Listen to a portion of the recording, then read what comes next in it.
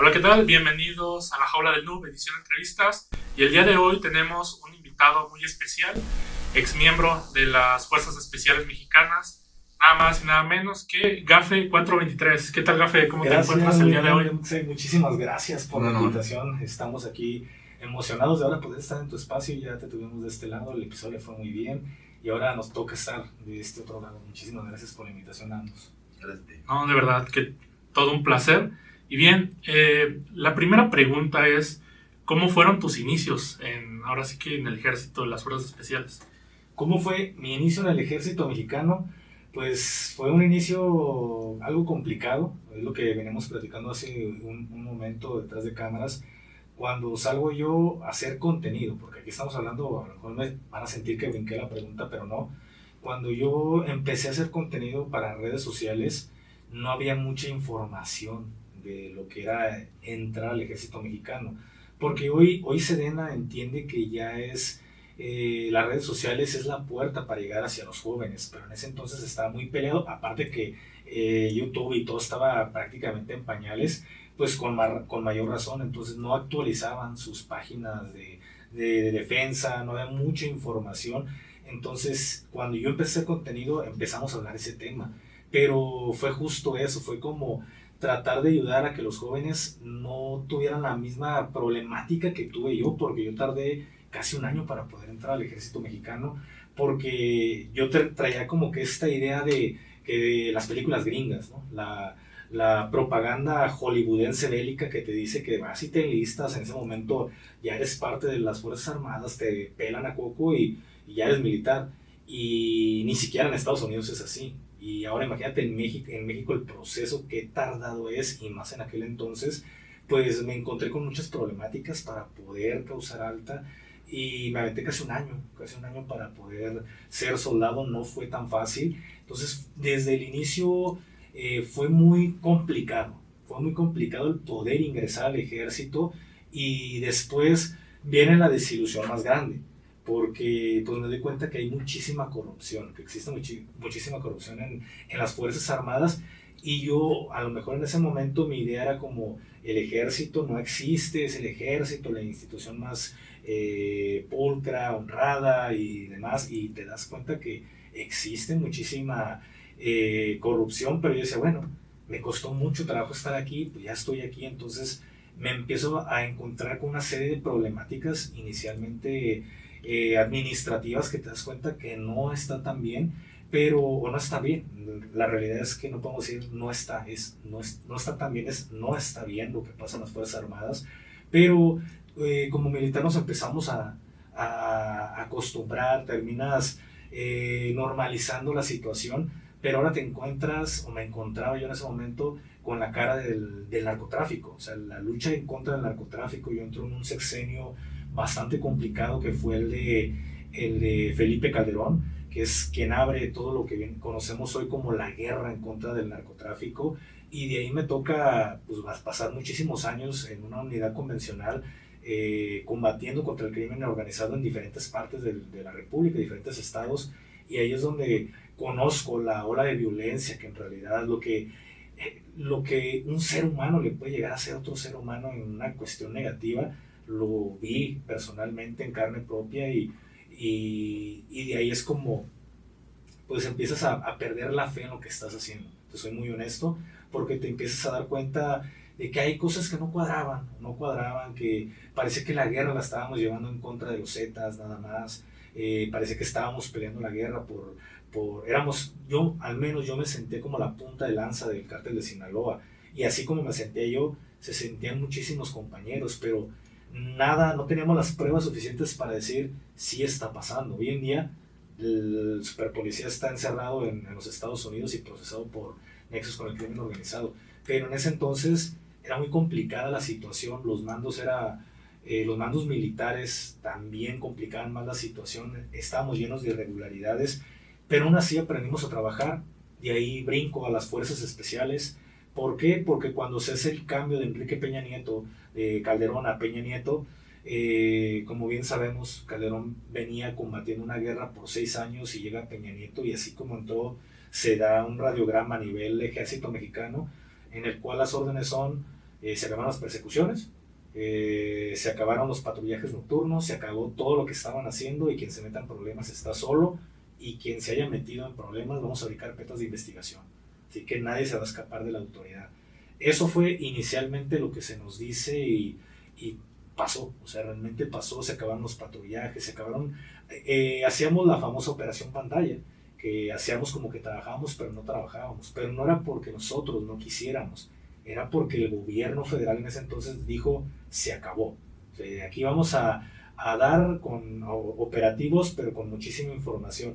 Ya traían su propia agenda, pero eso poco nos importaba a nosotros como militares, poco me importó a mí, que venía de un sexenio violento y de repente nos ponen una cadena, pues ya habían liberado los perros de la guerra y ahora ponerles un bozal, no sabíamos los militares, no nos pudimos acostumbrar quizá a ese nuevo cambio del sistema y es cuando la cosa se enfrió muchísimo y por ahí tengo la decisión de irme a Fuerzas Especiales porque aparte que ha sido el sueño de toda mi vida, estando dentro de las Fuerzas Armadas, ya estando ahí, pues también escuchamos que el GAFE seguía operando con libertad y demás, y me termino yendo a las Fuerzas Especiales, duramos. Ya hablo como personaje, ¿no? El GAFE y el que está detrás de, ya estoy como, ¿cómo se llama? Spider-Man, ¿no? Cuando traía a Venom, que va a estar platicando con él, perdón. Volviendo al tema, ya de ahí tomo la decisión de irme al GAFE y pues fue una excelente decisión, pero también te das cuenta de más irregularidades y hubo un momento en el que dije, ya, o sea, no soy una pieza reemplazable, soy un ser humano, soy un padre de familia, soy un esposo, soy un hijo, soy un hermano y creo que las decisiones que están tomando los mandos, pues no es como para que digan, pues déjalos morir, o sea, porque en realidad una decisión que escuché de un mando cuando vieron un compañero que fue lo hubieras dejado morir el general secretario, mi general secretario, o sea que en este tipo de operaciones siempre hay bajas, pues yo lo escuché, uno de mis compañeros con el que previamente, horas antes estábamos platicando, escuchar que te dicen déjalo morir, para mí fue muy impactante, al menos en mi persona dije, no soy una pieza reemplazable, tomo la decisión de irme del GAFE y me pongo a hacer contenido, entonces en resumidas cuentas, esto es cómo fue que entré al ejército, cómo fue que entré a las fuerzas especiales, te contesté para tus dos preguntas, pero te lo resumí lo de 8 años y medio, ¿no? Pero ahí vamos sacando lo que tú me has preguntado. Excelente. Bien, Gafe, pues un honor nuevamente tenerte por aquí. Ahora sí que Hackers tenemos una oportunidad única de hablar con una persona que pues estuvo en las fuerzas especiales. A mí me gustaría abarcar el tema de la tecnología. La tecnología militar creo que es muy importante. Ahorita pues es lo que te da la punta de lanza para avanzar de un país a otro. Siempre se ha sabido que Estados Unidos tiene pues mejor armamento, también tiene mejores drones, pero también hemos visto que pues la maña o estos cárteles se están también armando con estos drones bomba, que también ya contratan incluso personas con nuestras habilidades, obviamente ya crackers o personas malintencionadas para hacer daño, pero sí me gustaría que nos dieras una idea. ¿Por qué lo comento? Porque bueno, nosotros hicimos una llamada al Centro Nacional de Inteligencia hace poco para reportar que unas personas malintencionadas llamados Mexican Hackers Mafia estaban amenazando con hackear el Tribunal Electoral en plenas elecciones, algo bastante delicado. Pero la verdad lo que yo sentí fue como, más que sentir un departamento donde hubiera miles de personas haciendo inteligencia y que estuvieran un paso adelante de nosotros, fue como si esta llamada les hubiera tomado por sorpresa. Como si a veces nuestro sistema de inteligencia quizá no funcionara de la mejor manera. Las órdenes que se maquilan en el ejército vienen de las fiscalías o departamentos de inteligencia. ¿Tú sientes que la información y la tecnología que se tiene para espiar, en este caso, al crimen organizado, está funcionando? Vimos también de manera negativa cómo herramientas como Pegasus fueron utilizadas de manera contra Carmen Aristegui, por ejemplo, que es una activista. Hemos visto muchos activistas que pueden ser tagueados como personas de interés y ahora estás utilizando toda la fuerza de la ley para espiarlos a ellos. Pero a mí me gustaría saber, ustedes en su día a día, ¿cómo se sentía que venían las órdenes? ¿Si venían bien orquestadas, venían por personas que ya habían desplegado drones o simplemente los mandaban como a ver qué se encuentran después del cerro, ¿no? Y pues agarren sus armas y ojalá les vaya bien. ¿Cómo sientes que la inteligencia y la tecnología ayuda al ejército? Me explotaste la cabeza porque, o sea, se me hace muy emocionante ver cómo las personas civiles aprecian las cosas desde su perspectiva a lo que es el ejército. Y me hiciste por ahí vagar, andar en una bicicleta aquí por San Juan de Dios, con carne atrás, yendo a pedir informes de, oye, quiero causar alta en el ejército. Y yo me imaginaba mil cosas.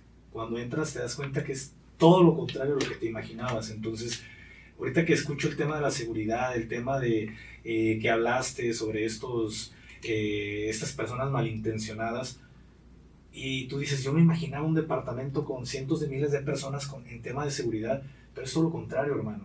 Desgraciadamente, en ese momento yo lo sentía, hoy lo comprendo, porque he estado en el tema de las Fuerzas Armadas, estuve en el tema de seguridad pública, que son dos mundos completamente diferentes, y estuve en el tema de cuidar a un político. Entonces entiendo ahora también el mundo de la política y al final de cuentas es lo que maneja el país, la seguridad pública, la seguridad de las Fuerzas Armadas y la política. Lo que en realidad, lo que está detrás de las bambalinas es lo que en realidad gobierna el país. Entonces, hoy entiendo que todo es parte de un proceso que todos hacen exactamente lo mismo, la operación pantalla, lo que venimos hablando detrás de cámaras, cómo los gobernantes, ya sea municipales, estatales, a nivel federal, nos venden puro humo. O sea, es una pantalla, es una cortina de humo de que cuando tú ves el desfile y te muestran lo que te están mostrando, un ejemplo, y te pongo un ejemplo muy claro, año 2016. En el año 2016 desfilamos en Fuerzas Especiales puros hombres, porque no había mujeres. Esa es la realidad, no había mujeres. Tú puedes ir a ver el desfile del 2016 y no ves ni una sola mujer. Año 2017 ves a más de 100 mujeres dentro del contingente de Fuerzas Especiales. Y dices, la gente a lo mejor no ata esos cabos, pero ya si sacas la lógica y dices, bueno, hay 2 cursos por año. ¿Cuántas mujeres tuvieron que graduarse para poder hacer este contingente? Entonces lo lógico es que solo les pusieron una boina, nada más para que salieran y demostrar una imagen institucional que haya igualdad y equidad de género. Lo mismo pasa en el tema de la seguridad.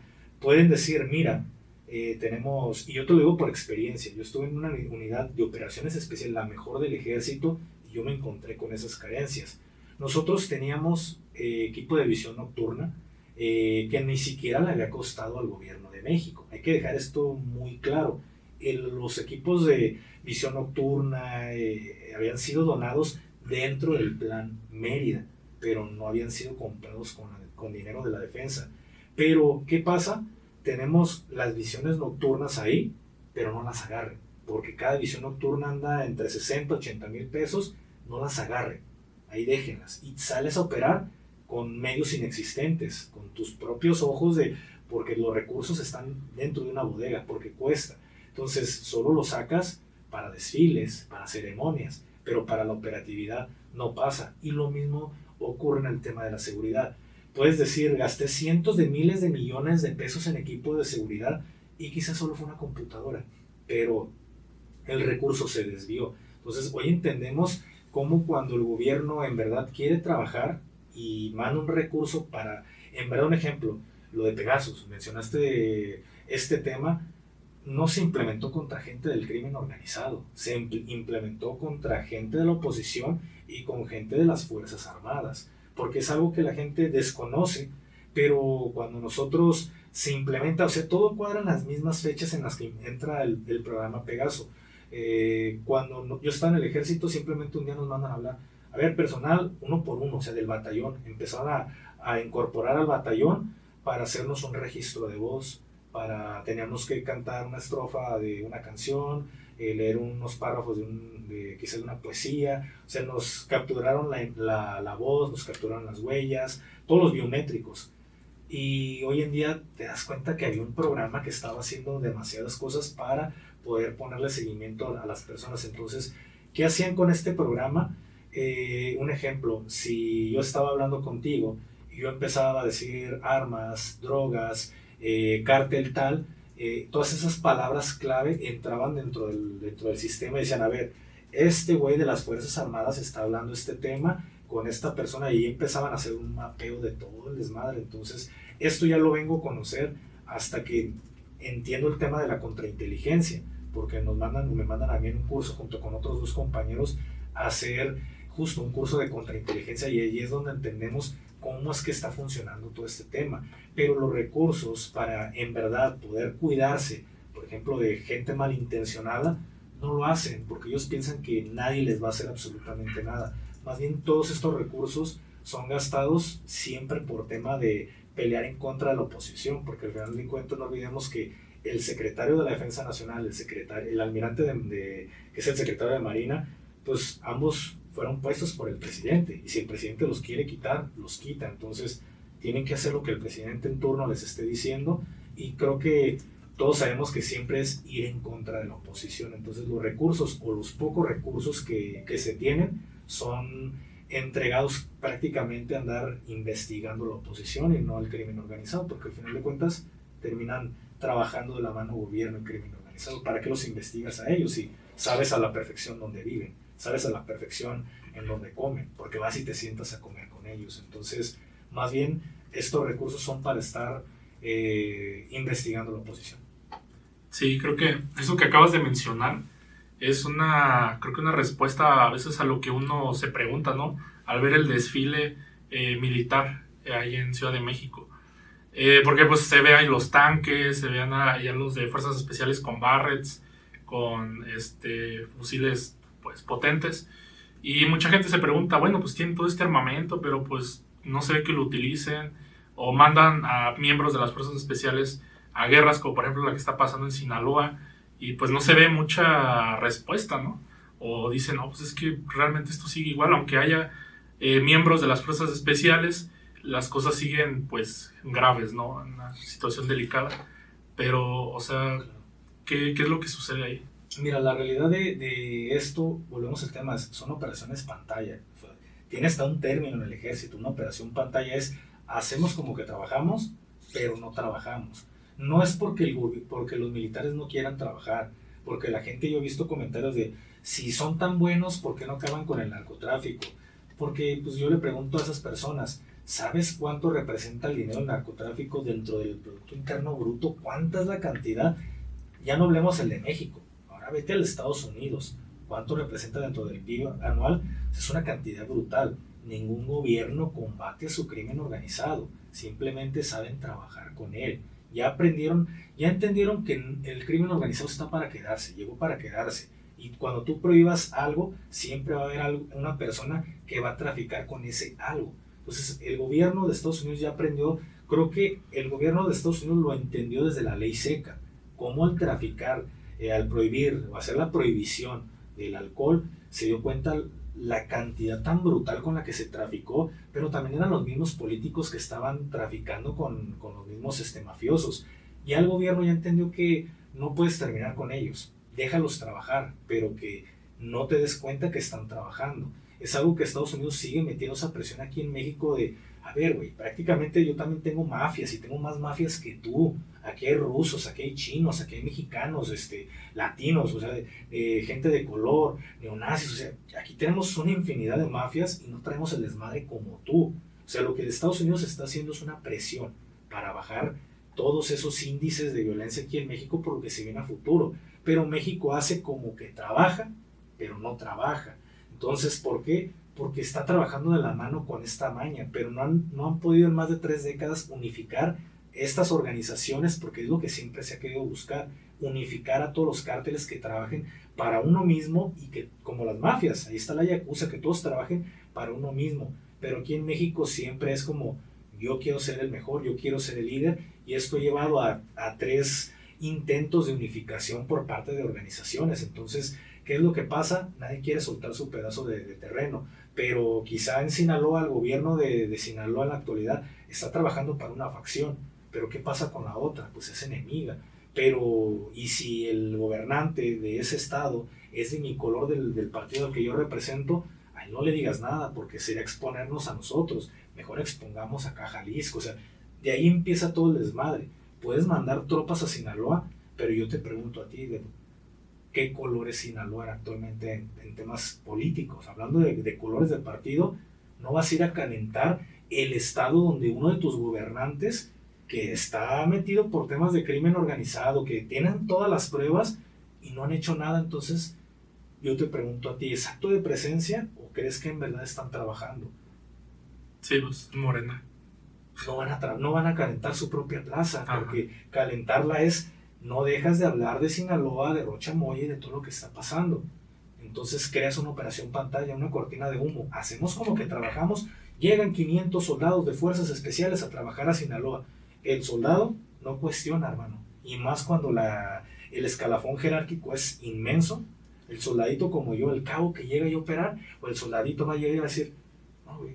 O sea, ¿tú crees que yo como soldado voy a andar diciendo, no, oiga, mi sargento, pues hay que trabajar? ¿Qué va a decir? Tú eres un simple cabo, güey. Tú nada más estás para cumplir órdenes. Entonces nosotros no podemos cuestionar. Nada más te dicen, ponte ahí. Quítate, te quitas. Si desobedeces, son 10 o 12 años de cárcel militar. Entonces nadie desobedece. Entonces, ¿qué haces?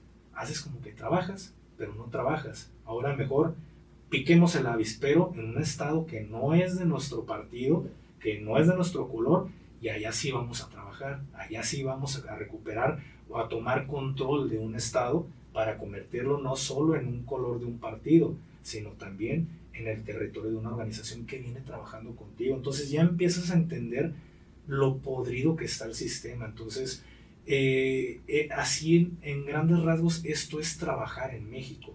Esto es lo complicado de poder hacer tu trabajo. Entonces tú vas a Sinaloa y lo que estamos viendo, solo vas a hacer acto de presencia. En realidad no estás trabajando, no porque el militar no quiera, es porque no tiene permitido trabajar. Entonces así es más o menos como está funcionando en la actualidad en Sinaloa. La atención se desvió al estado de Jalisco. Bien. A mí me gustaría hablar un poquito de, bueno, los temas de qué tan fácil o qué tan complicado es realmente que el gobierno sea hackeado. Me entiendo en contraste, en este caso, a la Sedena. Como lo sabemos, en el pasado hubo un hackeo que se llamaba Guacamayas o Grupo Guacamaya. Se dedicaba no solamente a hackear gobiernos, ahora sí que de origen mexicano, sino de cualquier parte de Sudamérica.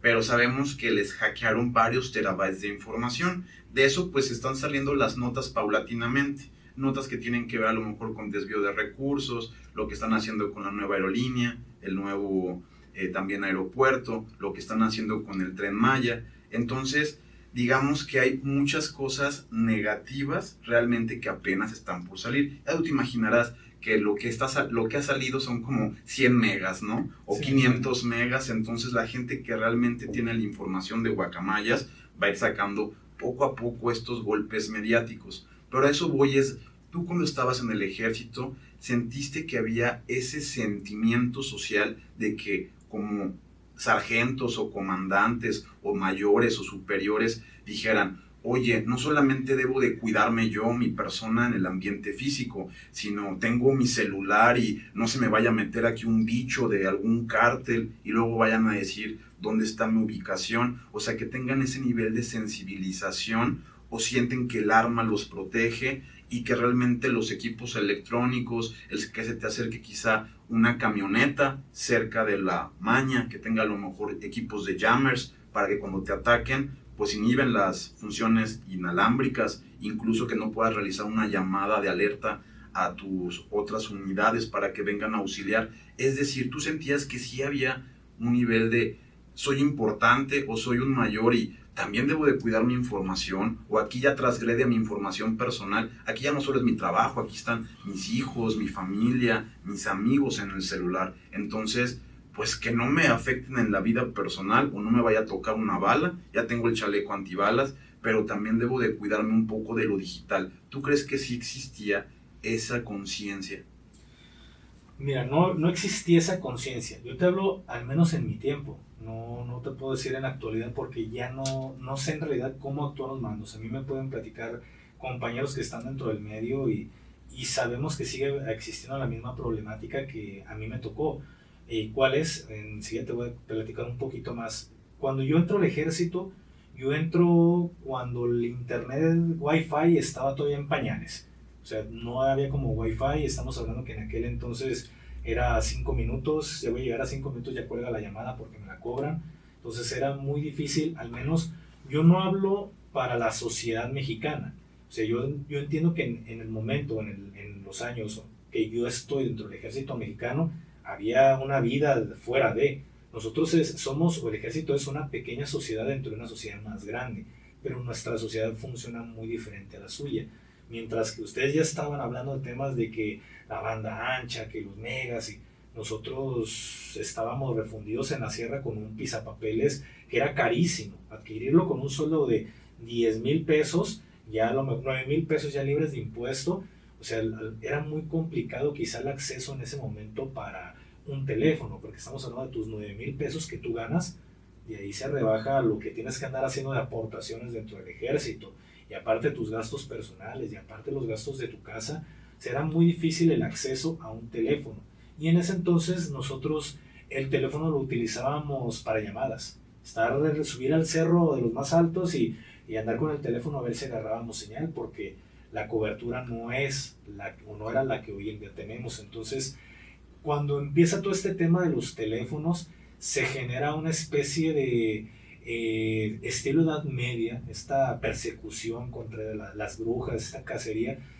Fue lo mismo con el personal castrense. Empezó la cacería del teléfono móvil hacia el personal militar, porque el mando tuvo a bien decir, no dudo que haya pasado, ojo, no dudo que esto haya pasado, que algún soldado, algún cabo, algún sargento vendiera información. Te aseguro que sigue pasando en la actualidad, pero como fue un elemento de tropa el que a lo mejor lo agarraron pasando información, alguien tuvo bien decir, ningún elemento de tropa puede traer teléfono, porque esa era la orden. Tú llegabas al batallón, entre comillas, ¿no? Llegabas al batallón y la orden era de que tú dejaras tu teléfono celular en la guardia en prevención. Tú salías de operaciones, si te decían, no, pues vas a Tamaulipas 2 meses, pues en 2 meses, ya que regreses de Tamaulipas, ya cuando salgas, Franco, recoges tu teléfono celular y te vas. O sea, la orden era tenernos incomunicados. Solo el personal de oficiales, jefes y generales tenían permitido tener dentro del batallón o de las instalaciones militares su teléfono celular. Pero, pues, ¿quién lidera o quién manda en una guardia en prevención? Un sargento primero. Y el personal que está dando la seguridad son personal de tropa, no es un jefe, no es un general. Entonces el personal fue consciente de decir, no podemos mandar a la raza 2 meses incomunicados con su familia, llévense el celular. Era estar todo el tiempo con el teléfono escondido, pero escondido, o sea, literal, escondido, a lo mejor pegado con cinta debajo del gabinete. O sea, tenemos que buscar estas opciones para tener nuestro teléfono. Entonces ya hablar de redes sociales, aparte que era muy caro, si te encontraban que tenías fotografías y no se hable uniformado en Facebook, era un arresto de 15 días. Y los arrestos son acumulables. Si tú al año acumulas 45 días de arresto, te mandan a la prisión militar 3 meses y de ahí te mandan a otro destino. Entonces siempre fue satanizar el tema de redes sociales, satanizar el tema del teléfono. Entonces no teníamos mucho acceso al teléfono, y aparte refundido en la sierra. O sea, más bien la pelea era, no suban nada a redes sociales, porque el teléfono no lo deben de tener. Pero nunca hubo en realidad una plática de concientización o concienciación, como mucha gente le llama, de, a ver, jóvenes, puede ocurrir esto, puede ocurrir esto. O sea, nunca hubo tal, simplemente hubo una prohibición, yo soy el mando y tú obedeces, pero nunca fue como intentar concientizarnos sobre el tema de la seguridad. Yo empiezo a conocer un poco más cuando me mandan este curso de contrainteligencia, porque justamente era cuidarnos, no de ataques cibernéticos, porque esto yo no lo entiendo para nada, era más bien de gente que se infiltraba, cómo hablar con gente que nos está robando información interna, cómo protegernos. Pero no fue como con hackers, pero no es como que el ejército le preocupe mucho estar enseñando acerca de este tema, y creo que se pierde más el tiempo y los recursos en enseñar que únicamente en prohibir. Entonces nunca hubo como que esa curva de aprendizaje de qué podemos y qué no podemos hacer.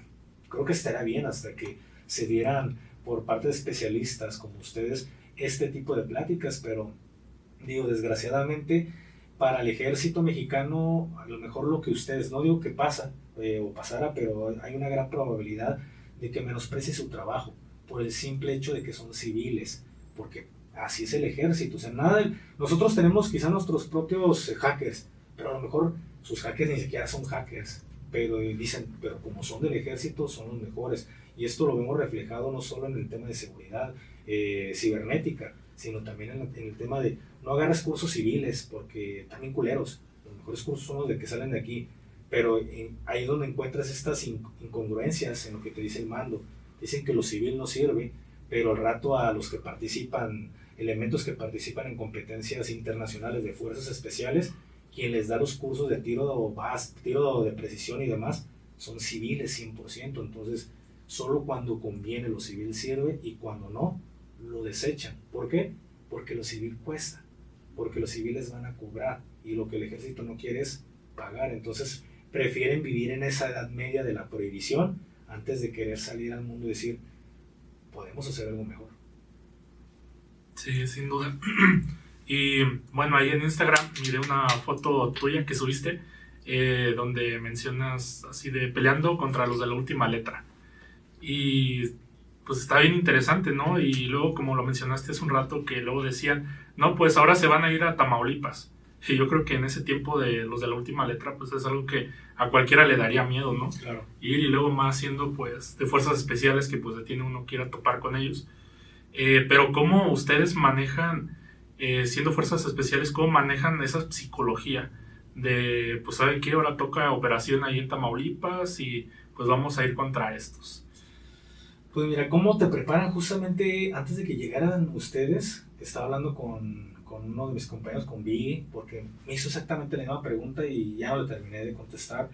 Pero pues es que más que nada es adiestramiento, hermano. Es esa, podríamos decir, memoria muscular coloquialmente, el que tú reaccionas a cierto tipo de eventos.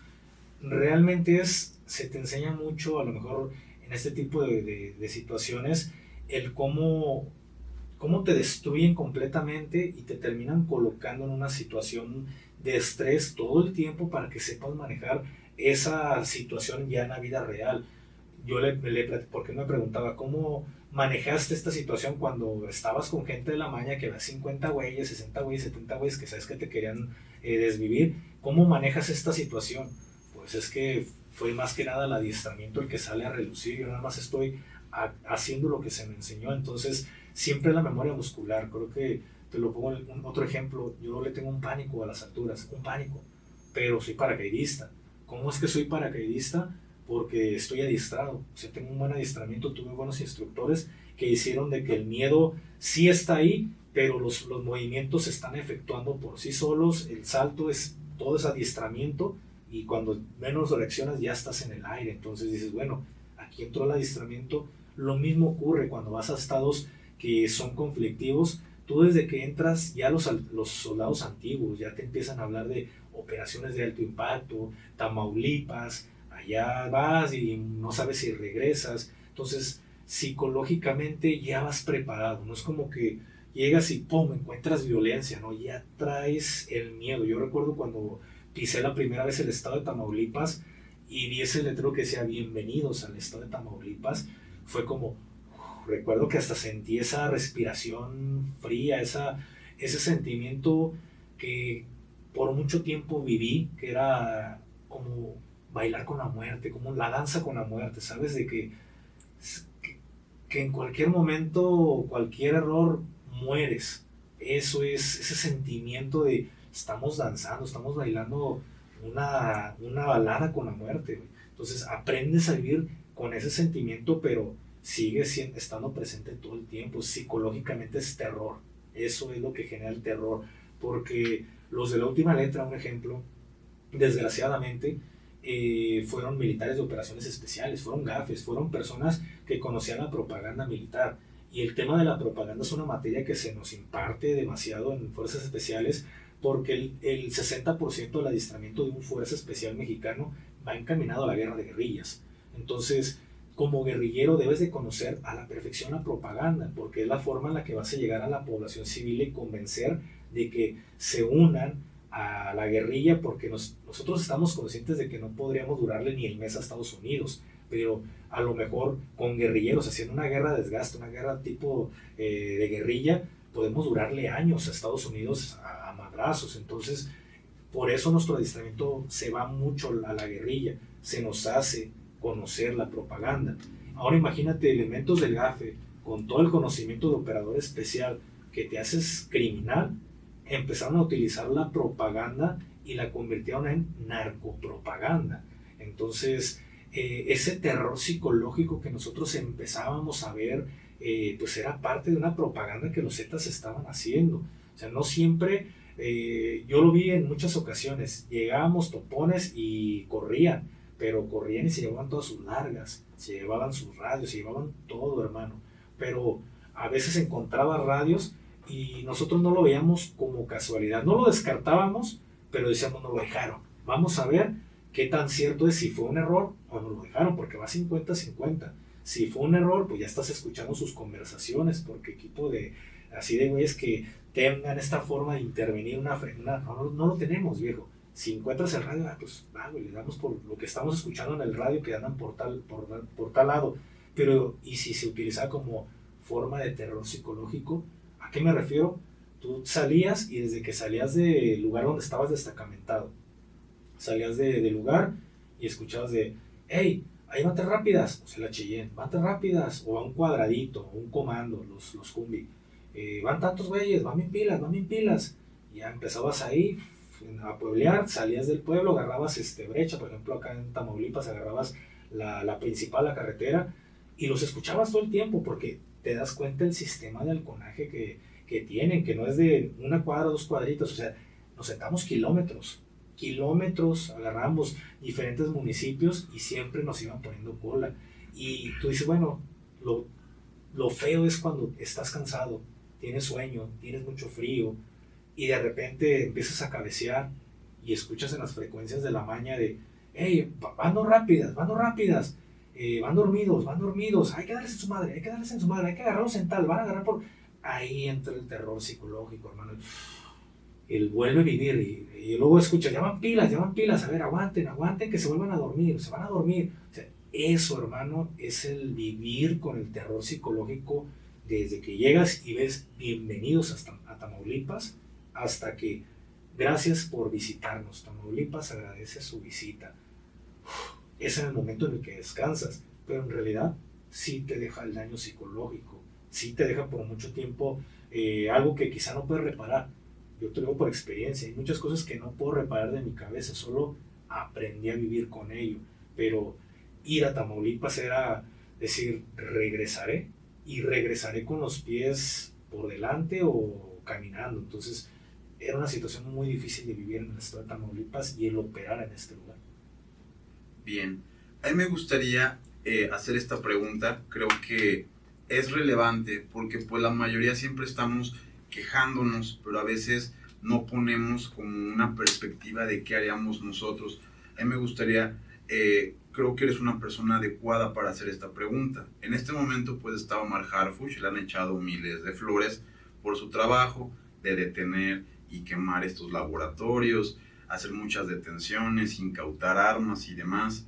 Y también pues tenemos como esta debilidad de un gobierno donde la presidencia Claudia Sheinbaum pues fue hackeada, incluso lo minimiza diciendo que es un teléfono viejito, que no pasa nada. Esto pasó después de las extradiciones. Hay posibilidades de hecho de que alguno de los cárteles pues la tenga intervenida. No se sabe con claridad porque este cómputo forense o estos procesos deberán de ser abiertos y no se hacen, se esconden. Aquí la pregunta es, si tú fueras la máxima autoridad en seguridad pública, obviamente quitando la corrupción, sé que es algo imposible, pero vamos a hacer un sentido hipotético, ¿qué se debería de hacer o cómo es que se debería de combatir a estas células? O se tienen que hacer treguas, o a lo mejor sería eliminarlos a todos de tajo, o poner a una persona ahí a que esté a cargo y tú con esa persona negociar. Sé que es una pregunta agria y viene desde la imposibilidad que han tenido muchos personajes en lograr hacer con eficiencia la seguridad pública, pero si tú fueras, Gafe, esa persona que decidiera mandar a los soldados o tuvieras ahora sí que el 100% de control en eso, ¿cómo se manejaría la seguridad? Pues mira, yo en una ocasión le pregunté a Adrián Marcelo sobre qué haría si tuviera el poder de tomar justamente la decisión que tú me dices, y recuerdo que me dijo, yo negociaría. O sea, yo tengo invitados en los cuales a veces no coincido en su forma de pensar, pero no es una, o sea, es una plática, no es una mesa de debate. Entonces yo no busco enemistarme con nadie, yo busco respetar sus creencias políticas, religiosas y demás, y yo no meter la cuchara. Si tú me preguntas, o tú qué opinas, pues ya me diste la puerta abierta para poder opinar. Entonces, en ese momento recuerdo que mi canal hizo ese comentario y yo no lo entendí, ¿sabes? Dije, pactar con ellos, pues, o sea, pero yo lo analizo, yo no echo al saco roto lo que tú me estás diciendo. A lo mejor no concuerdo contigo, pero me dejas analizando, me dejas caniqueando. Y digo, creo que haría lo mismo. Y creo que muchas personas se van a aventar para atrás y van a decir, ¿por qué? Porque el narcotráfico jamás se va a terminar. O sea, el crimen jamás se va a terminar. Pero lo que sí podemos terminar es la violencia. ¿Por qué? Porque si tú vas a Japón, existe la mafia yakuza. Si tú vas a Rusia, existe la mafia rusa. Si tú vas a Estados Unidos, en cada parte, en cada rincón de un país primermundista, existe su mafia, existe su narcotráfico. Solo no andan levantando y quemando la plaza y matando gente y levantando, no lo están haciendo. Todo lo que entra, el principal consumidor de estupefacientes en el mundo es Estados Unidos. Y tú dices, yo no veo que cuando el presidente Nixon dijo guerra contra el narco, yo tampoco vi que se habría una cacería en Estados Unidos. Así como hay un proveedor, porque estamos hablando que aquí, como Colombia le delegó a México, le dio la oportunidad, son personas que meten el producto, más no lo están financiando en narcomenudeo y demás, porque ya tienen las propias mafias que trabajan ese problema. O sea, México nada más le vende el producto a las mafias de Estados Unidos, pero no ves que los gringos estén actuando en contra de, pero sí obligan a los demás, hablando de países latinoamericanos, a combatir su narcotráfico. Entonces, estamos en una guerra en contra de las drogas que fue ordenada por el presidente Nixon. Entonces, estamos hablando de que siempre hemos estado bajo el yugo de Estados Unidos y que nos presionan a nosotros cuando ellos también tienen un chingo de cola que pisar. Nada más la única diferencia es que aquí sí se está haciendo un baño de sangre. Entonces digo, el narcotráfico jamás se va a terminar, pero creo que hay una forma en la que no es lo mejor, pero es lo que pasa. Desgraciadamente por la porquería de sistema que tenemos a nivel mundial, es lo que pasa. Simplemente aquí en México nadie quiere trabajar, todos quieren dar para su propio lado. Entonces, para mí sería un tema de ya calmen el desmadre que están haciendo. O sea, creo que es innecesario tanto desmadre. Y la otra, si nos vamos a en verdad querer combatir el narcotráfico y quitar de la mesa la opción de negociar, pues darle continuidad a los proyectos, porque ese es el principal problema del gobierno de México, llámese municipal, estatal o federal. Es el principal problema que tenemos como país. No existe la continuidad. ¿Por qué? Porque si tú hiciste una escuela o estabas haciendo un hospital y eras PRI y llega Morena, dice, a la mierda ese hospital del PRI porque era algo del PRI, esa deja y queda en obra negra. Y pasa al revés, al rato llega el PAN y dice, a ver, esa escuela que los de Morena no terminaron, así déjenla y nosotros vamos a hacer rápido, hay que hacer una escuela nosotros y decir, nosotros sí terminamos la escuela mientras que tal partido no lo hizo. Entonces nunca existe una continuidad y también se ve reflejado en el tema de seguridad. ¿Por qué? Porque cuántas veces yo les pregunto a las personas que nos escuchan, les pregunto a ustedes, ¿cuántas veces no hemos escuchado que cada cambio de administración la cosa se pone feo? A esto nos referimos con que la cosa se pone feo, que cada alcalde, cada gobernador del estado, cada presidente viene trabajando con su amigo narcotraficante y cada quien trae su propio sistema. Entonces no le dan la continuidad a los temas, no le dan continuidad a la seguridad, porque esa seguridad que estaba llevándose a cabo era quizá para ir en contra del cártel ahora que yo como gobernante estoy apoyando. Entonces todo el trabajo de 6 años, todos los recursos, todo lo que nosotros pagamos como impuestos para una guerra ficticia, se acabó. Borrón, cuenta nueva y ahora ser limpias. Entonces nunca hay una continuidad en el tema de seguridad. Ahora, la opinión que yo tengo sobre el actual, o sea, yo he hablado cosas negativas de ese partido. Por ejemplo, el sexenio pasado fue un abierto opositor y mucho miedo viví por esta administración, porque yo tenía miedo, o sea, hay que ser honesto, pero porque yo no estaba a favor de lo que estaba haciendo el actual presidente en ese momento. Y yo lo he dicho abiertamente, yo era una persona que voté porque él fuera presidente.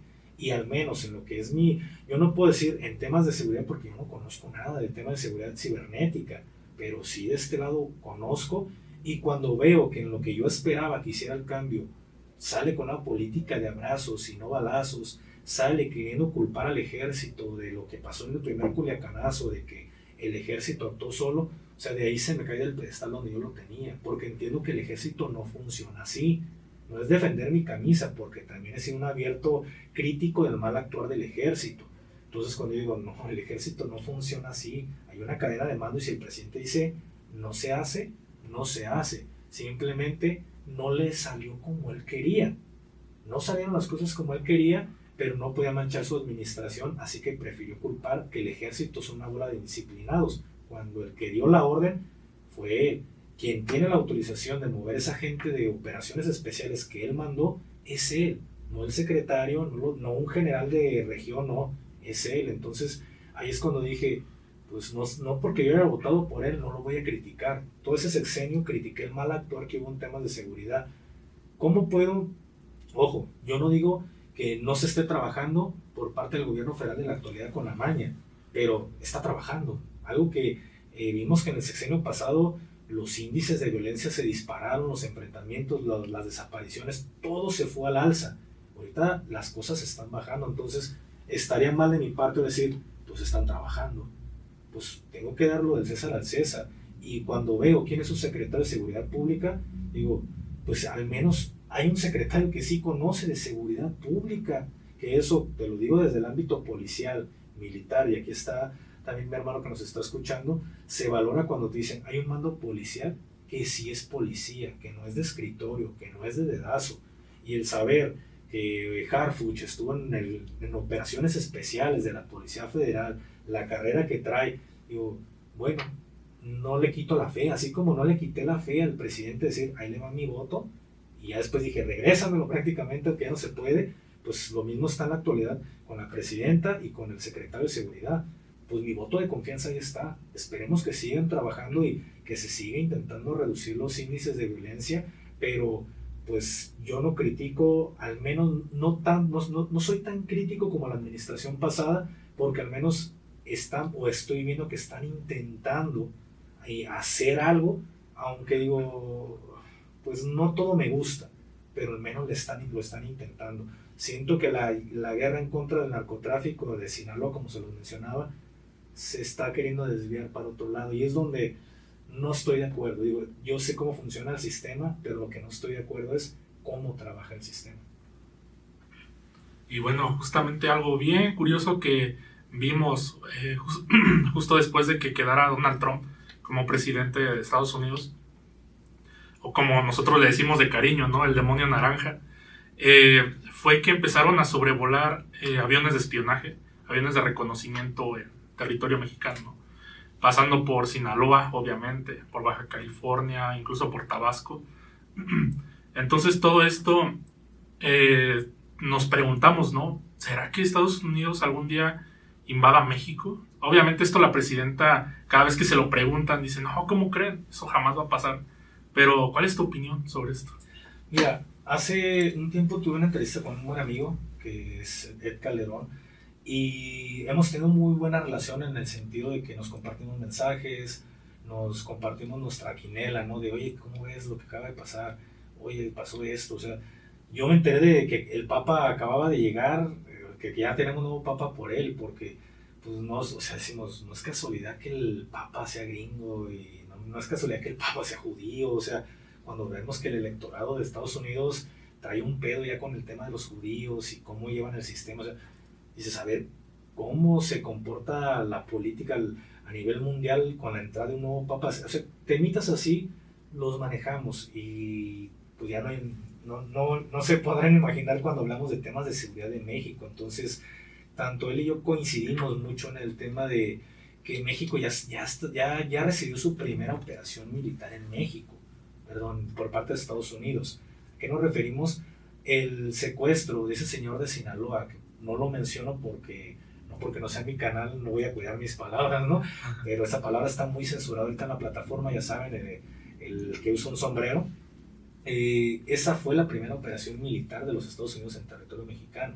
¿Por qué? Porque ellos entienden muy bien la desestabilización o cómo desestabilizar un país, y lo lograron. O sea, ya cuánto se lleva de esta guerra que inició en el estado de Sinaloa y todo lo que derivó en contra de, o sea, la captura de ese señor o el secuestro de ese señor destapó la cloaca aquí en México, porque si se pueden analizar, tenemos ahorita un desmadre que ya está, por ahí se filtraron temas de presidentes, o sea, viene a destapar todo lo que está podrido en México para que la sociedad se dé cuenta, pero es parte de una operación que está llevando Estados Unidos, es parte de, nosotros no hay necesidad de que entremos con militares a invadir México, cuando entre ellos mismos se pueden matar, déjalos que se maten 7 años, la gente va a estar harta y en algún momento su mismo pueblo va a decir, Estados Unidos, apóyanos porque aquí ya es un desmadre, o ya caímos hasta en una dictadura, ya entramos hasta en un comunismo, y Estados Unidos siempre lo que ha querido, que, o sea, siempre quiere que un país latino tenga poquito comunismo para decir, pretexto perfecto para entrar. Entonces Estados Unidos nos deja ser, nos está dejando ser porque es inevitable que nos estamos inclinando a una dictadura. Ahora yo no estoy a favor de la censura, o sea, yo no estoy a favor de los corridos tumbados y de la narcocultura, siempre es un abierto crítico, pero lo que no estoy a favor es de que la censuren. O sea, eso de estar censurando esta música sería el principio para quitarnos la libertad de expresión a todas y todos los mexicanos, porque esa sería la prueba de, a ver, vamos a ver qué tanto aguantan los mexicanos. O sea, hablando con nuestros gobernantes, a ver, vamos a ver qué tanto aguanta el pueblo. Quitan lo que le gusta. Si no dice nada, de aquí nos agarramos y empezamos a quitar, a mover, a censurar. Es el principio de que vayamos a una dictadura y quién sabe con esas inclinaciones al comunismo que de repente se tiene, no dudo que Estados Unidos diga el pretexto perfecto para entrar. Pero cuando se llegue ese momento, Estados Unidos ya provocó un desmadre aquí en México. Desde la captura del Mayo, lo que se viene aquí en Jalisco, cuando yo di mi opinión di mi opinión previamente de Aed Calderón, de que el estado de Jalisco se iba a calentar en menos de 4 meses. Ya pasó. O sea, INVED se destapó lo del rancho Izaguirre, se destaparon tantas cosas, los reflectores, ya nadie se acuerda de Sinaloa, pero todos están hablando de Jalisco. Entonces, todo es parte de una agenda política de Estados Unidos. Y si te platicara cosas que uno termina escuchando, dices, pues sí, todo está inclinándose la balanza a que vamos a una invasión, no estamos muy alejados. Platicando entre las quinelas del comandante conmigo, decimos, todo apunta que va por un político, y por ahí me cuenta unas cosas, yo le cuento unas, y sí, todo va por un político. ¿Quién? Un presidente. ¿Crees? Sí, un presidente, va a ser un presidente. Y ahí empezamos a aventar la quinelita, ¿no? A ver, pues él se inclinaba, yo me inclinaba por Fox, él por Calderón. Él no me acuerdo quién me había dicho, ni él ni yo, ni un mes, porque está la conversación, y misteriosamente sale un presidente amarrado con el narcotráfico. Lo venimos hablando hace un momento mi hermano y yo. Lo que conocemos como la corrupción hoy en día empieza desde el Negro Durazo y desde López Portillo, y somos tan pendejos como mexicanos que le ponemos a la avenida López Portillo, cuando estamos hablando de que ese hijo de puta junto con su policía fueron los que crearon las bases de lo que es la corrupción policial, y López Portillo lo sabía, hermano. ¿Y cómo lo premiamos? Poniéndole una avenida a su nombre, poniéndole a calle su nombre, a monumentos. O sea, así premiamos a las personas que son tiranos con nosotros, güey. Desgraciadamente es la forma en la que nosotros terminamos premiando, y el gobierno de Estados Unidos lo sabe. El gobierno de Estados Unidos sabe lo que está pasando, sabe que empezar con temas políticos es donde va a desmembrar todo, hermano. Con la política, trayendo políticos, empieza a desmembrar todo. Y esto de que Cedillo esté ya entre nombre, es porque quieren un político, un presidente, para calmar al electorado de Estados Unidos. Entonces, nos vamos muy alejados a como hemos sacado nosotros nuestro pronóstico, por lo que sabemos, hemos escuchado, y dices, no estamos tan alejados. No soy adivino para decir, quieren un presidente. La agenda política está pidiendo un presidente, un gobernador.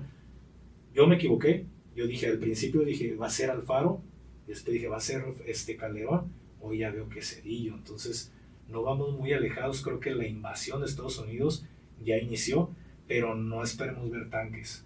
Simplemente, los cárteles mexicanos ya son terroristas. Sin problema, avientan un misil y se acabó la situación. Entonces, Imagínate que eliminen a un líder de la organización que tú quieras, la vas a dividir. Como lo hemos visto en muchas organizaciones, corta una cabeza, 3 más van a querer ocupar su puesto, lo que genera una guerra interna entre un cártel, lo que genera que un estado se ponga rojo en situación de violencia. ¿Qué mejor forma de entrar a un país y desestabilizarlo que hacer que entre ellos mismos se peleen entre maña, entre políticos? O sea, ahorita hablando en ese tema, México es un cagadero, hermano. Entonces, mi respuesta es: la invasión ya inició, pero no como la gente, una guerra convencional como las personas quieren ver. Entonces, que la guerra se puede llevar hasta con computadoras, hasta tomar un arma, pero guerra es guerra, hermano. Simplemente es la forma de hacer la guerra. A mí me gustaría tocar el tema de la soberanía tecnológica, que es algo que no tenemos en México. Voy a explicar brevemente para la audiencia que entienda qué es esto. Nosotros no tenemos un sistema operativo, utilizamos Microsoft Windows. De igual manera también utilizamos Linux, incluso Realtime OS, otro tipo de sistemas operativos para sistemas de misión crítica. Pero México no tiene su propio sistema operativo. Se sabe que la National Security Agency de Estados Unidos tiene una cosa que se llama la Windows Key, que es como una llave especial dentro del corazón de Windows que sirve para espiar tu computadora. Eso se implementó después de lo de Bin Laden, para que cualquier persona que tuviera Windows en cualquier parte del mundo y fuera un terrorista, pudieran después espiarlos. Supongo que eso también pueden hacer con los cárteles y otro tipo de personas. Aquí la respuesta, o más bien la cuestionante que yo tengo es, pues bueno, militarmente salió Treviño a decir que estábamos dispuestos a hacer lo que fuera contra una invasión posiblemente de los Estados Unidos. Yo siento que estamos perdidos, y como hacker y como experto en informática, lo digo desde el punto de vista de la tecnología, estamos peor. O sea, no tenemos, ellos agarran y literal le dan al control suprimir y no tienes luz, al control suprimir se apaga Pemex, al control suprimir se apaga el SAT, al control suprimir se apaga la Comisión Nacional Bancaria. Todos los sistemas dependemos al 1000% de algo que ni siquiera es de nosotros.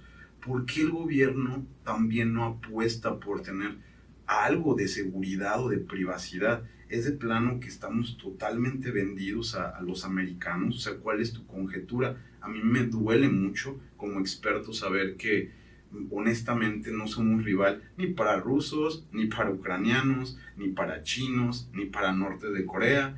O sea, realmente las potencias, como esos países que te estoy diciendo, tienen ejércitos dedicados a la parte del ciberespionaje, de causar una cosa que se llama cyber warfare, donde hacen guerras psicológicas, donde hacen disrupción de las masas mediante el uso de bots y manejo de las redes sociales.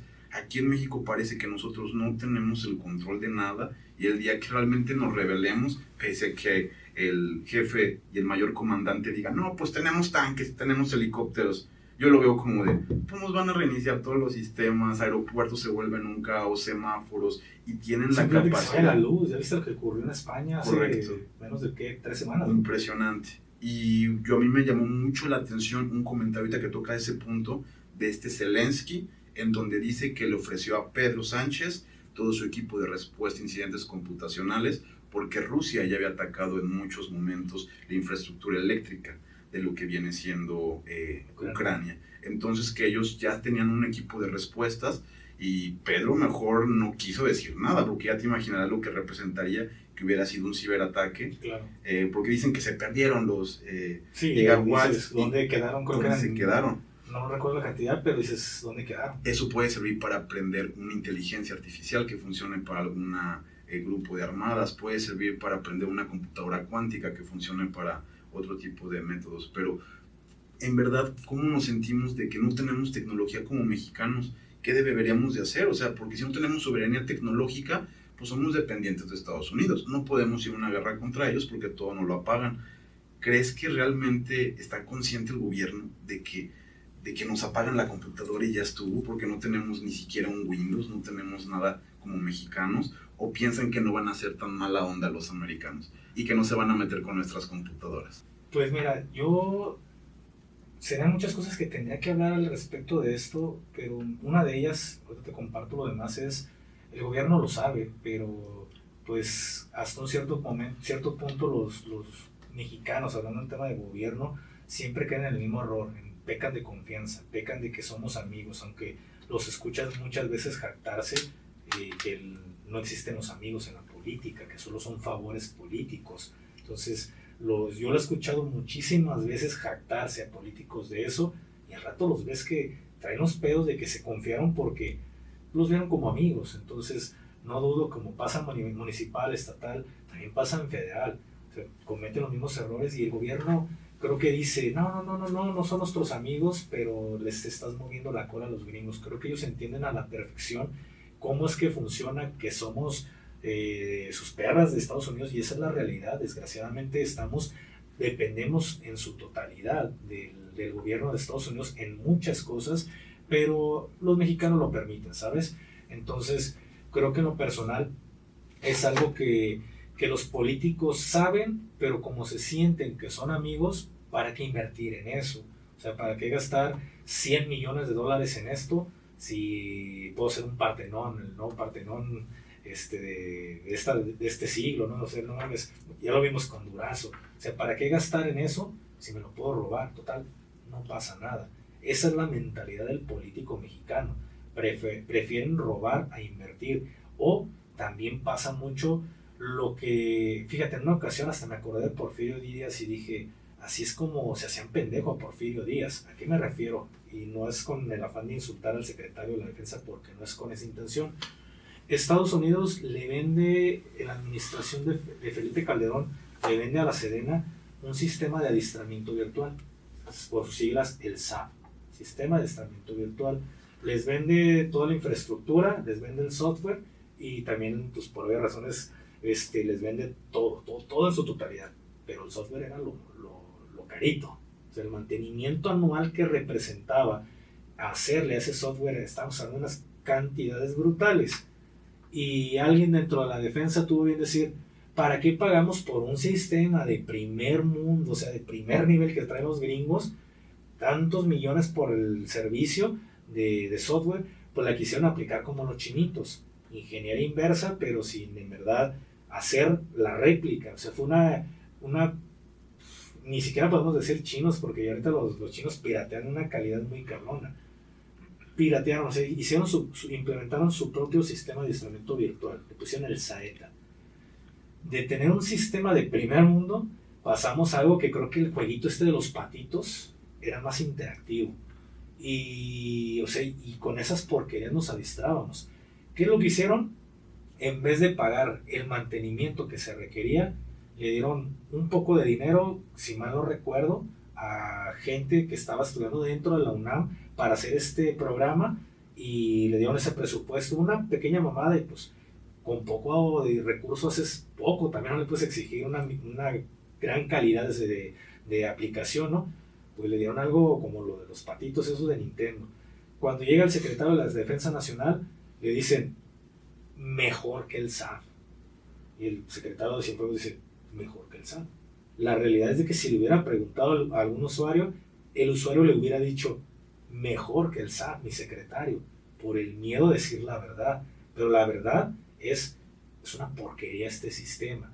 Pero ¿qué es lo que siempre pasa con el mexicano? Trata de abaratar costos. Entonces, la seguridad informática cuesta.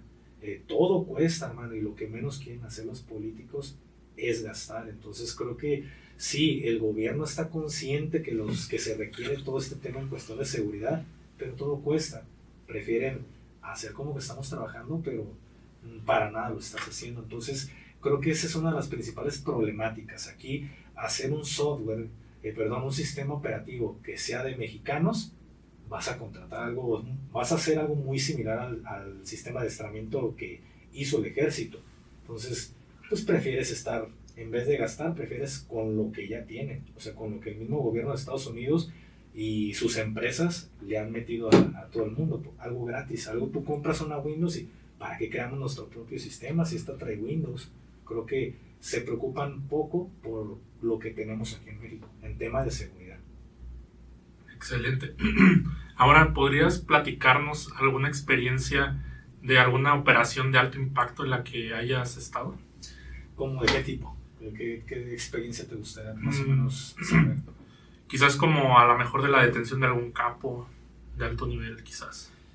Mira, en una ocasión sí llegué a tener de un capo de muy alto nivel, pero fue por dedazo, ¿sabes? O sea, ni siquiera era de operaciones especiales. En ese momento todavía ni era operador especial y por ahí nos llega el reporte, ¿no? De una llamada anónima, que pues había gente armada en una vivienda y pues nosotros fuimos a verificar la información y desde que íbamos llegando, o sea, pues fue algo como muy, muy loco, ¿sabes? Porque el compañero fue a tocar la puerta, fue a tocar el portón, porque ahí es donde te das cuenta que dices, pues estaban tan confiados de que el sistema los protegía que no se imaginaban una traición por parte del sistema.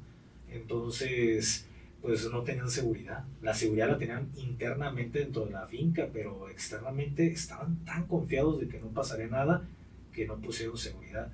Cuando llega el compañero, toca la puerta, por ahí se escucha que empezaron a gritar que los guachos, llegaron los guachos y empezó la tornadera de plomo.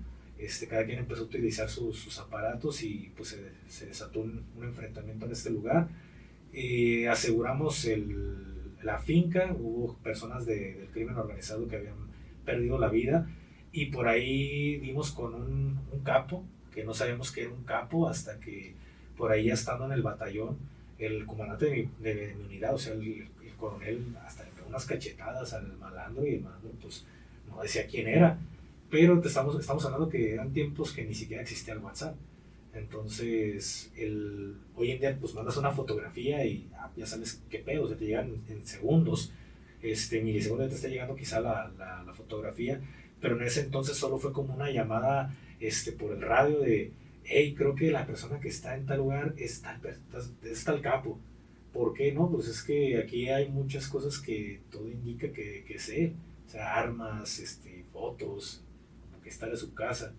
Y creo que esa persona que está ahí es el que aparece en la foto. Se manda personal castrense a la casa de seguridad, personal del batallón, a traer la fotografía y efectivamente era un capo de primer nivel que al parecer había sido traicionado. Fue traicionado y pues ya cuando mi coronel se da cuenta de quién era, fue así como que muy discreto, bajó su carácter así como ya muy tranquilo, a ver jóvenes, ¿por qué andan haciendo? Y agua, y les regaló agua, pero fue como una experiencia que dije, ok, entonces las llamadas anónimas no existen, o sea, es alguien que lo puso, o sea, esto que dicen de que por una llamada anónima, no, o sea, es el mismo gobierno trabajando y te dice, háganlo muy bajo el agua, que parezca una llamada anónima, o es la misma contra, pero ciertas operaciones no es como la gente se imagina, ¿sabes? Hay veces que se maquilla las cosas para poder dar una noticia y me ha tocado escuchar últimamente de algunas otras que los han metido como premio nacional de que se logró hacer esto y yo digo, madre, o sea, ya me platicaban y alguien que estuvo en el lugar me platica la verdadera historia y digo, todo fue una coincidencia que los mismos compañeros no quisieron quemar, pero se dio la orden y al final de cuentas el gobierno de México lo dio como un triunfo cuando fue una coincidencia. Entonces ahí te das cuenta que no todo es como las cosas aparentan, pero yo con esta operación fue cuando desperté un poco y dije, no creo que haya sido una llamada anónima. O sea, ellos estaban tan confiados que no pusieron seguridad. ¿Pero por qué te confías?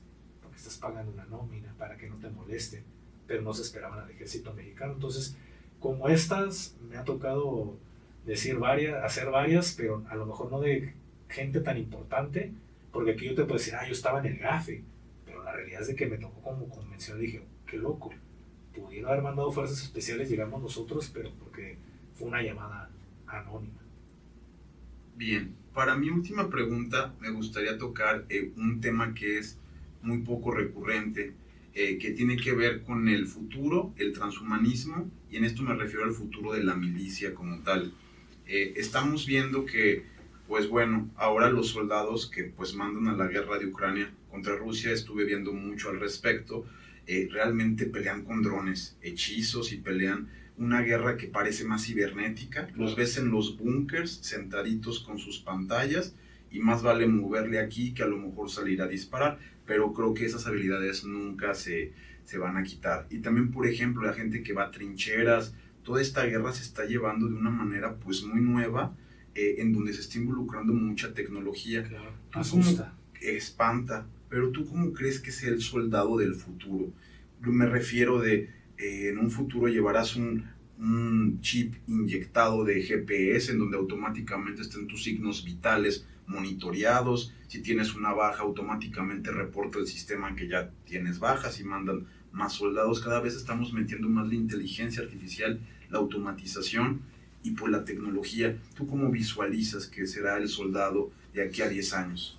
10 años se me hace, creo que, por poner un número, no sé, o sea, creo que hemos visto avances tecnológicos en una década de una forma asombrosa. Si yo no me imaginé de pasar de un teléfono estos de ladrillitos a ver lo que estamos hablando hoy en día de computadoras cuánticas, de inteligencia artificial.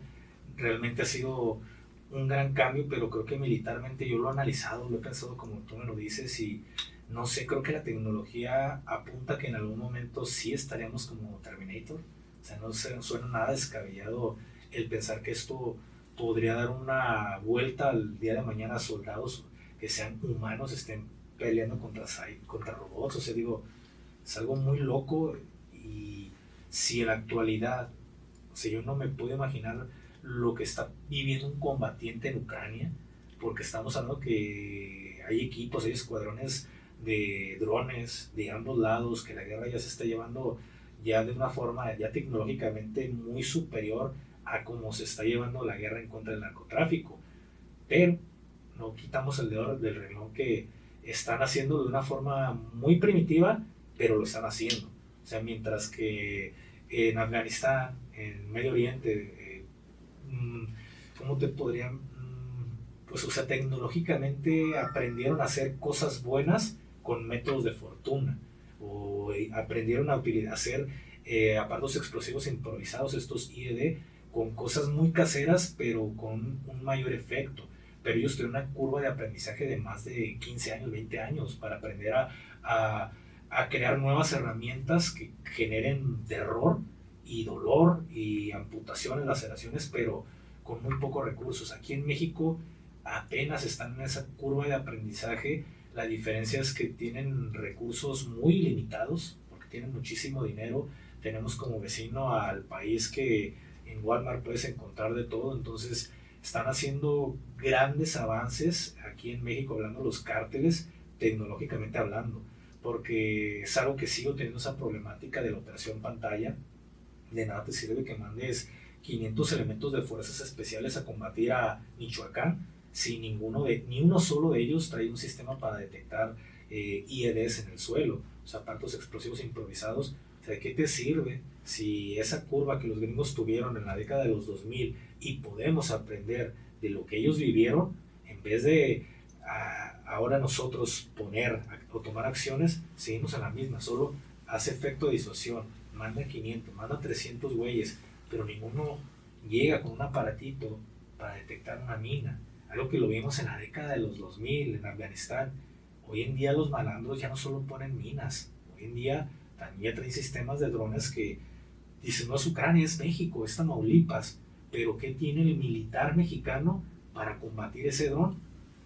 Un rosario y la bendición de su mamá, y a lo mejor poquita agua bendita que trae ahí en la bolsa, y es todo lo que traes, porque de nada te sirve que te digan en la televisión, mira, este sistema es para los drones. Sí, pero ese aparato está en Ciudad de México para puras reportajes y para que digan puro P, pero acá en terreno, acá lo ocupamos. Pero todo, o sea, yo veo Ucrania y digo, pues no le pedimos nada. O sea, México está igual o peor de lo que se está viviendo en Ucrania, y digo, a 10 años, ¿cómo estaremos aquí en México? Ya no hablemos de una guerra convencional con robots. ¿Cómo será en 10 años el tema de seguridad? Porque ellos no escatiman, hermano. O sea, los malandros no escatiman en seguridad, y el gobierno mexicano pues es todo lo contrario. Entonces, ¿qué tan vulnerables estamos en la actualidad? Bien, pues sin duda ha sido un placer, Gafe, estar contigo. Nos intercambiaste mucha información que solo una persona de tu talla puede tener. Gracias. De igual manera, espero que en casa disfruten el episodio. Y bueno, esto fue La Jaula del Noob.